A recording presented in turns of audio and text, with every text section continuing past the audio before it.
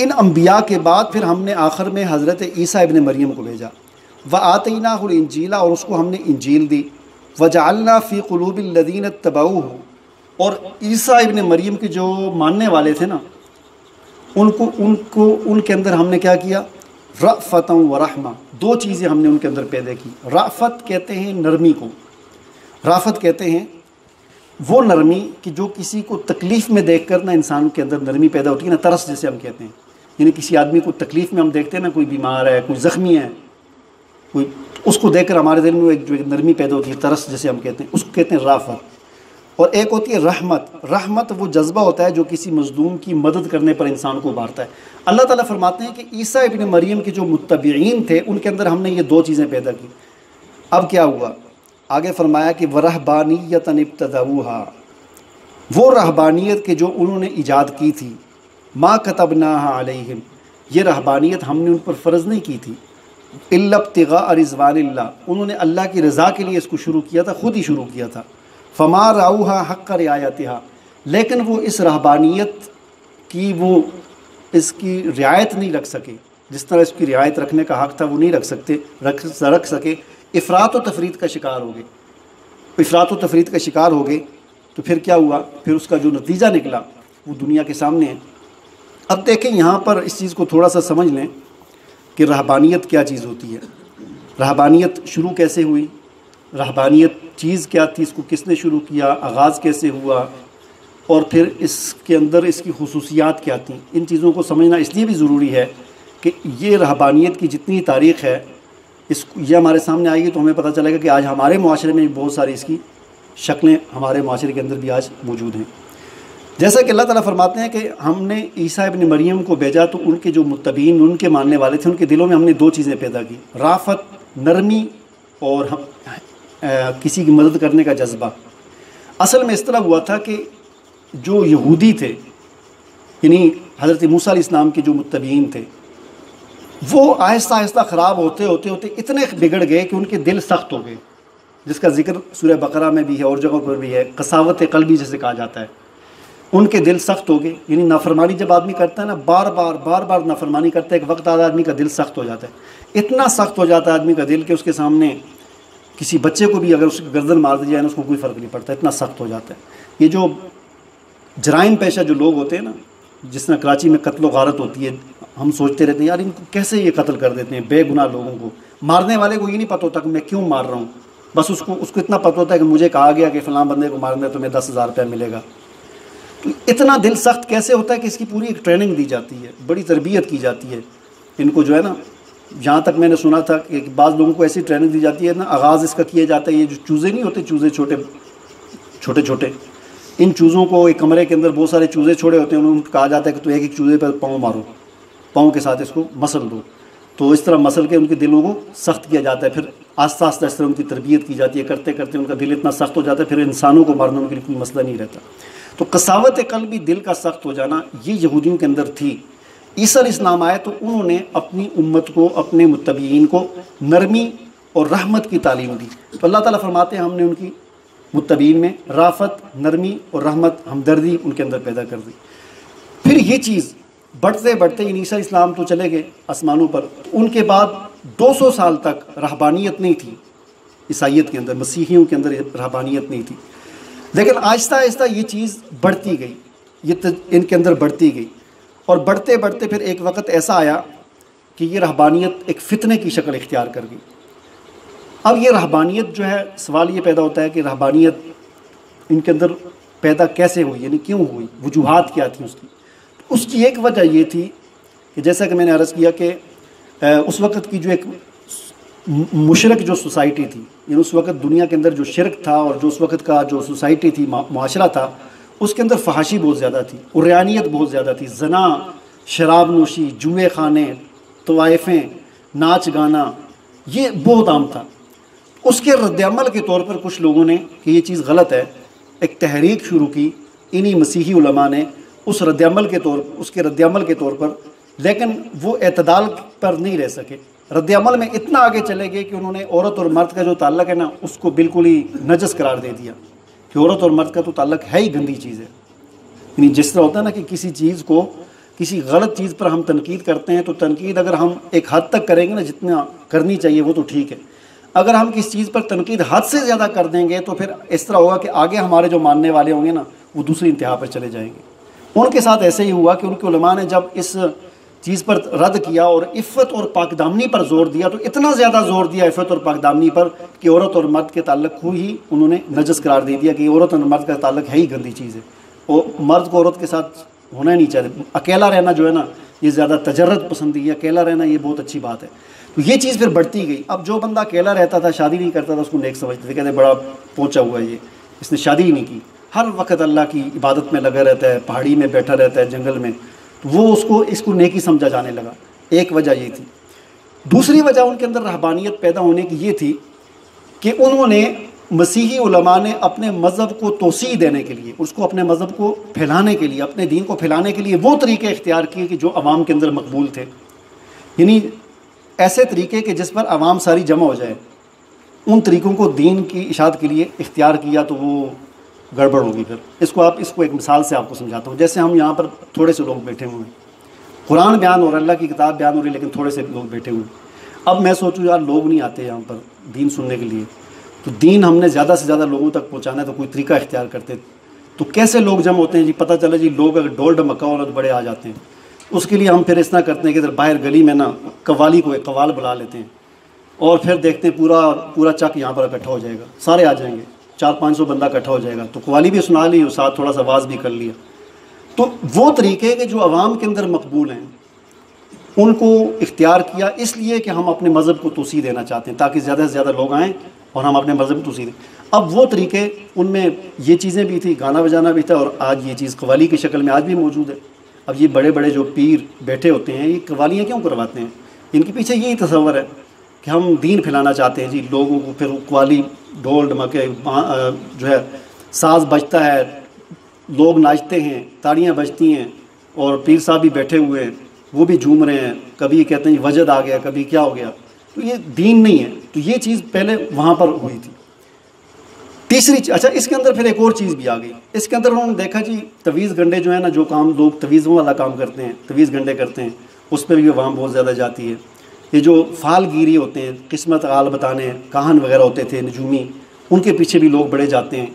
उनके उलमा ने भी ये काम शुरू कर दिया, फालगिरी वाला काम शुरू कर दिया और तवीज़ गंडों वाला काम शुरू कर दिया, जिन्नात निकालने वाले काम शुरू कर दिए। ये सारे वो काम थे कि जिसके पीछे अवाम का बहुत ज़्यादा रश होता है। आज भी देखें, आज भी यही चीज़ है।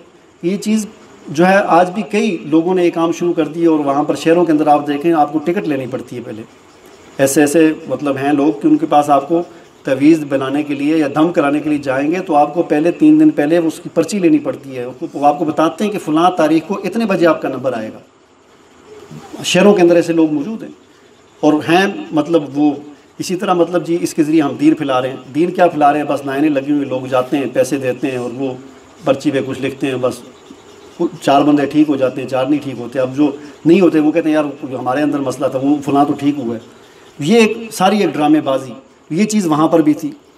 तीसरी चीज़ जिसकी वजह से उनके अंदर ये रहबानियत आई वो ये थी कि उनकी मसीहियों के अंदर, उनके दीन के अंदर कोई उनकी कामिल शरीयत और सुन्नत थी नहीं कि जिसमें कोई हुदूद बताई गई हो कि इस हुदूद से तुमने बाहर नहीं निकलना। जिस तरह हमारी शरीयत है ना, कामिल शरीयत है, कामिल एक सुन्नत नबी करीम सल्लल्लाहु अलैहि वसल्लम ने हमें दी है।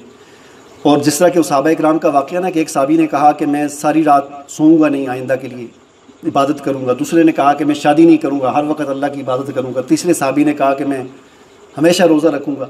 हुजूर को पता चला तो हुजूर ने फ़ौरन टोक दिया, फरमाया कि मेरी सुन्नत से तुमने एराज़ नहीं करना। ये हुदूद हैं कि मैंने शादी की है, शादियाँ मैंने भी की हुई हैं, तुमने शादी करनी है, ठीक है ना। मैं रात को इबादत भी करता हूँ और सोता भी हूँ, कुछ रात इबादत करता हूँ, कुछ सोता हूँ। लिहाजा तुम्हारा ये कहना कि मैं आइंदा कभी रात को नहीं सोऊंगा, ये मेरी सुन्नत से एराज़ है। और तीसरे ने कहा कि मैं हमेशा रोज़ा रखूँगा, रोज़ाना रोज़ा रखूँगा, सारी ज़िंदगी मेरी ज़िंदगी जितनी बाकी है रोज़ाना ही रोज़ा रखूँगा। आपने मना फरमा दिया, फरमाया नहीं, मैं अफ्तार भी करता हूँ, रोज़ा भी रखता हूँ, कभी रोज़ा रखता हूँ, कभी अफ्तार करता हूँ, हर महीने के मैं 3 रोज़े रखता हूँ, रमज़ान के रोज़े रखता हूँ, तुम इस तरह कर लो। तो ये सुन्नत से एराज़ से मना किया गया। अब मसीहियों के अंदर इस तरह की कोई हुदूद नहीं थी। अब उसका नतीजा ये निकला कि उन्होंने कुछ चीज़ें अपनी तरफ से बना ली, कुछ उधर से ले ली, कुछ ये बुद्ध मत के बख्शू होते थे जो आजकल भी हैं, ये बर्मा वाली साइड पर या चाइना में ये बख्शू जो लाल लाल कपड़े पहने होते हैं, सर गंजे होते हैं, ये भी तारे की दुनिया कहलाते हैं। तो कुछ चीज़ें उनसे ले ली, ये पुराने चलते हुए आ रहे हैं, तो मसीहियों ने कुछ इनसे ले ली ये चीज़ें, और ये चीज़ें सब कुछ मिलाकर एक मरगूबा बनकर एक रहबानियत की शक्ल इख्तियार कर ली। अब ये जो रहबानियत उन्होंने इख्तियार की थी, इसकी जो खुसूसियात थी वो भी बड़ी अजीब हैं। मसलन वो जो रहबानियत थी उसकी खुसूसियत ये थी कि अपने जिस्म पर तशद्दुद करना, रियाजतें और मुशक्क़तें बर्दाश्त करना, इसको विलायत समझा जाता था। सेंट एंथोनी सबसे पहला उनका जो समझ लें कि राहिब था जिसने इस रहबानियत का आगाज़ किया था, और मिस्र में पहली खानकाह उसने बनाई थी जहाँ पर वो मुशक्क़तें जो है जिस्म की मुशक्क़तें, रियाजतें ये अपने ऊपर करता था, और फिर आगे उसके शागिर्द बने वो भी करते थे। इसके बारे में आता है कि ये हर वक्त 80 पाउंड वज़न इसने उठाया होता था, हर वक्त 1 सेकंड के लिए नीचे नहीं उठाता था, बस बांध दिया था 80 पाउंड वज़न कि ये मुशक्क़त बर्दाश्त करने से जो है ना दर्जे बढ़ते हैं आदमी के। अपने जिस्म को जितना दबा के रखेंगे ना, मारेंगे जिस्म को, इतना ही हमें जो है अल्लाह का कुर्ब नसीब होगा। तो हर वक्त उसने 80 पाउंड वज़न उठाया होता था। फिर उसका शागिर्द एक था, उसने 150 पाउंड वज़न उठाया हुआ था, वो उससे 2 कदम आगे निकल गया, डबल कर दिया उसने कहा कि मैं ज़्यादा उठा सकता हूँ। तो उसने 150 जो है ना पाउंड वज़न अपने साथ बांधा हुआ था। और फिर ये जो है इसके बारे में आता है एंथोनी के बारे में कि 6 महीने तक दलदल के अंदर रहा ये, 6 महीने के अंदर, 6 महीने तक। फिर इसी तरह जो है वो मक्खियों के अंदर नंगा होकर पड़ा रहता था, मक्खियाँ इसको खाती रहती थी, लोग कहते थे बड़ा पहुँचा हुआ है, बड़ा अल्लाह का वली है। तो इस तरह ये अपने जिस्म पर तशद्दुद करना। फिर इसी तरह इनका एक राहिब होता था, उसके बारे में आता है कि वो मकई को खाता था, मकई, लेकिन इस तरह नहीं खाता था, वो पानी के अंदर भिगो के रखता था, 1 महीने तक पानी के अंदर भिगो के रखता था। जब उसके अंदर अच्छी खासी बदबू आ जाती थी, जैसे आप गंदम को ना पानी में रखें तो 3 दिन के बाद कितनी गंदी बदबू आती है, आदमी उसके करीब नहीं जा सकता गंदम को, तो वो 1 महीने तक उसमें भिगो के रखता। जब अच्छी खासी गंदी बदबू आती थी, जितनी गंदी बदबू आती थी उतनी फिर उसको खाता था, कहता था इससे जिस्म को मुशक्क़त देनी है, जिस्म को जो है दबा के रखना है। तो ये उनके यहाँ विलायत समझी जाती थी। इसी तरह एक के बारे में आता है कि जी 3 साल तक उसने खड़े होकर इबादत की, और कभी एक के बारे में आता है कि जी वो उसने 30 साल तक जो है ना 3 साल तक अपनी पीठ जो है ना ज़मीन पर नहीं लगाई, यानी लेटा नहीं है 3 साल तक, वो खड़े खड़े इबादत करता था, खड़े खड़े खाता पीता था, खड़े ही पेशाब करता था, और नींद आती थी खड़े खड़े से चट्टान के साथ सहारा लगा के सो जाता था। 3 साल तक उसने इसको बड़ी चीज़ समझ जाता था। हालांकि इन चीज़ों का कोई दीन के साथ ताल्लुक़ नहीं है, ना अल्लाह ने हुक्म दिया, ना अल्लाह के रसूल ने हुक्म दिया। एक और था, वो उसने एक 60 फुट का मीनारा बनाया हुआ था, और उस मीनारा बनाया और उसके ऊपर 3 फुट जगह रखी हुई थी उसकी चोटी पर। 30 साल उस मीनारे के ऊपर उसने गुजार दिए, 30 साल गुजार दिए उस मीनारे के ऊपर बैठ कर, 3 फुट जगह पर, इतनी सी समझ लें, 60 फुट ऊंचा मीनारा, उसके ऊपर चोटी भी इतनी जगह, उधर बैठ के अपने आप को रस्सियों के साथ बांध के 30 साल गुजार दिए। उसके शागिर्द बस उसे खाना फेंकते थे या कोई सीढ़ी लगा के उसको देते थे, और उधर से ऊपर से ही वो पेशाब करता था, और लोग कहते थे बस पहुंचा हुआ है। 30 साल गुजार दिए उसने। और फिर वो रस्सियाँ जो है ना उसके जिस्म के अंदर धंस गई, जिसके अंदर वो बांधा हुआ था, और जिस्म में कीड़े पड़ गए। वो कीड़ा जो नीचे गिरता था, वो कीड़े को उठाकर फिर अपने जिस्म में लगा देता था कि अल्लाह ने तेरा रिज़्क यहाँ पर रखे हुए, तो नीचे किधर गिरता है। ऐसी अजीब व गरीब तसव्वुरात, राहबाना तसव्वुरात उनके अंदर आ गए थे। एक के बारे में आता है जी वो 30 साल तक किसी से बोला ही नहीं, खामोशी का रोज़ा, 30 साल तक बात ही नहीं की किसी से। फिर इसी तरह नंगा रहना, लंबे लंबे बाल रखना, कि कपड़े नहीं पहनने, बाल इतने लंबे रखने कि उससे अपनी शर्मगाह को छुपाना है। इस तरह का एक इधर सिंध में भी है, उधर भी बड़ा रश होता है, लोग जाते हैं, नंगा होता है हर वक्त, बाल इतने लंबे लंबे रखे हुए हैं कि उसी से वो अपनी शर्मगाह छुपाई हुई है। लोग जाते हैं उधर और उसको जाके चूमते हैं, और बड़ा रश होता है। पता नहीं शहबाज कलंदर के पता नहीं कहाँ वहाँ पर होता है, वीडियो वगैरह बड़ी उसकी मशहूर है। फिर इस रहबानियत की एक और खुसूसियत ये थी कि सफाई नहीं करनी, जो जितना गंदा है उतना बड़ा वली है। चुनाचे इनके बारे में आता है कि ये जो एंथोनी का अभी जिक्र हुआ, जो इसका बानी था, इसके बारे में आता है कि इसने मरते दम तक कभी अपने पाँव नहीं धोए। मर गया था, सारी ज़िंदगी इसने पाँव नहीं धोए। एक के बारे में आता है उसने सारी ज़िंदगी मुँह नहीं धोया। और इसी तरह यानी ये अजीब व गरीब किस्म के इनके तसव्वुरात थे। एक राहिबा औरतें भी होती थीं, एक इनकी खानकाह थी, उसके अंदर जितनी औरतें थीं राहबाएँ थीं, उनके बारे में आता है सारी ज़िंदगी उन्होंने सिर्फ अपनी उंगलियों को पानी लगाया, उंगलियों के अलावा पूरे जिस्म को कभी भी पानी नहीं लगाया, सारी ज़िंदगी पानी नहीं लगाया। आप अंदाज़ा लगा लें वो फिर कितना गंद के अंदर वो उन्होंने ज़िंदगी गुजारी। और इसको समझा जाता था कि बहुत बड़ी नेकी का काम है। तीसरी चीज़ जो इस रहबानियत की खुसूसियत थी वो तजर्रुद की ज़िंदगी, यानी तन्हाई की ज़िंदगी। शादी नहीं करनी, शादी को गुनाह समझा जाता था। जो पहले इसको आगाज़ में इस तरह हुआ कि इसकी तारीफ़ की जाती थी, फिर बढ़ते बढ़ते यहाँ तक पहुँच गया कि उस आदमी को राहिब तस्वर ही नहीं किया जा सकता था, करते थे कि जिसने शादी की हो। जो राहिब बनना चाहता है तो वो शादी नहीं करेगा, शादी की हुई है तो उसको बीवी को छोड़ना पड़ेगा, उसके साथ लातलकी का इजहार करना पड़ेगा। चुनाचे इन लोगों ने इस तरह फिर तजर्रुद की ज़िंदगी इख्तियार की। ना मर्द जो राहिब होते थे वो नहीं करते थे, फिर मुस्कुराना नहीं जी, कभी ज़िंदगी में हंसना नहीं है, ये उसका एक हिस्सा होता था राहिबाना ज़िंदगी का। फिर चौथी जो खुसूसियत थी इस राहिबाना ज़िंदगी की वो ये थी कि माँ बाप से क़त्अ ताल्लुक़। जो राहिब बन जाता था रहबानियत के ख़िलाफ़ समझा जाता था कि वो अपने माँ से बात करे या अपने बाप से बात करे। चुनाचे एक राहिब के बारे में आता है कि वो जिस वक्त उसको रहबानियत का दौरा पड़ा किसी ज़माने में कि मैंने राहिब बनना है, तो घर से निकल गया। वो 27 साल तक वो दोबारा घर में नहीं आया, माँ उसको ढूंढती रही। 27 साल के बाद माँ को पता चला कि मेरा बेटा फ़लाँ जगह पर बहुत बड़ी खानकाह बनाकर बैठा हुआ है, तो वो वहाँ पर गई और उसको बताया जी तुम्हारी माँ ये बात। तो उसने दरवाजे को कुंडी लगा दी। उसने कहा माँ को मैंने देख लिया तो मेरी ये सारी रहबानियत ख़त्म हो जाएगी, मेरी वलायत ख़त्म हो जाएगी। माँ बाहर मिन्नतें करती रही कि बेटा मुझे सिर्फ अपना चेहरा दिखा दो, 27 साल हो गए मैंने तुम्हारा बेटे का अपना मुंह नहीं देखा, माथ ना मिलाओ, मेरे से बात ना करो, सिर्फ 1 मिनट के लिए अपना चेहरा दिखा दो, मैं अपने बच्चे का चेहरा देखना चाहती हूँ। लेकिन वो बच्चे ने अपना चेहरा नहीं दिखाया। 3 दिन तक वो मिन्नतें करती रही। 3 दिन बाद रो रो के वो उसकी दहलीज़ पर दरवाजे पर बाहर जब मरी वो, तो फिर वो पीर साहब अंदर से बाहर निकले और अपनी माँ की लाश आकर उठाई। इस चीज़ को ऐसा अजीब व गरीब तस्वर। इसी तरह एक और था, वो राहिब बनने के लिए घर से निकला, उसको राहिब का दौरा पड़ा तो घर से निकला, बीवी को भी छोड़ दिया, वालिदैन को भी छोड़ दिया, एक बच्चा था 8 साल का बेटा था, उसको साथ ले लिया कि चलो इसको भी राहिब बनाऊंगा। साथ लेकर चला गया। तो जिस उस्ताद के पास गया जिसने राहिब बनाना था इसको, उसने मशक्क़तें इससे करवाना शुरू की, रियासतें करवाना शुरू की। तो उसने कहा कि जी तुम राहिब तभी बनोगे कि हर किस्म की तुम मुशक्क़तें और रियासतें बर्दाश्त करो। उसने कहा जो मुझसे कहेंगे मैं करूँगा। तो उन्होंने कहा कि हम जो है ना तुम्हें जिससे जितनी ज़्यादा तुम्हें तकलीफ़ पहुँचेगी ना उतनी तुम्हारी यानी आसानी से तुम बड़ी वलायत के तुम्हें दर्जे जो है मिलेंगे।